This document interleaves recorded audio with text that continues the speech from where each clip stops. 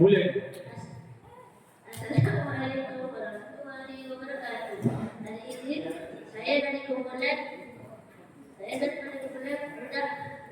budak baik akan membentangkan hadis yang bertajuk larangan mendahului ibu.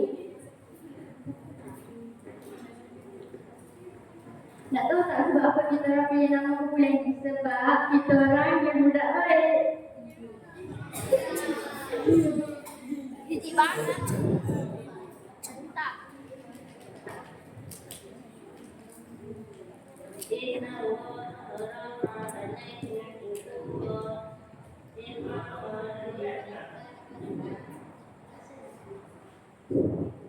Maksudnya sesungguhnya Allah melarang orang yang mendahului ibu kamu.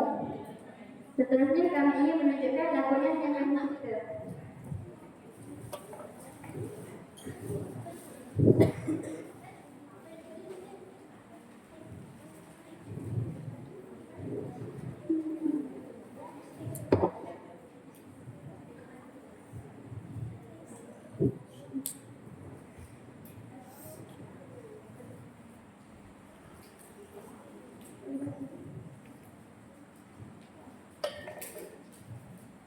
Ada seorang hadis dari sebuah kampung, ada seorang anak yang takut pada ibunya.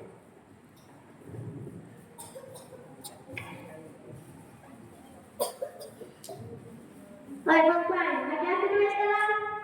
Kenapa kau cakap macam tu kat aku? Aku kan mak kau. Minta elok-elok kan boleh? Alah, aku minta duit je pun yang kau nak bagi. Kau nak buat apa duit tu? Aku nak bagi barang masak. Berapa? Aku nak RM1,000. Wah, banyak dia. Mana mak ada duit? Selepas sahaja ibu meminta duit kepada ibunya, dia terus menolak ibunya. Pak, asal mak dah, aku minta duit je pun. Mak ada cakap tak ada duit. Kau tipu kan? Padahal tu ada duit. Astagfirullahaladzim. Kau dah kenapa ni? Mak, tolong mak.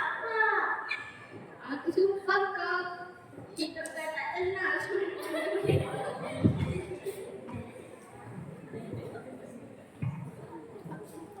Sekian, terima kasih. Okey.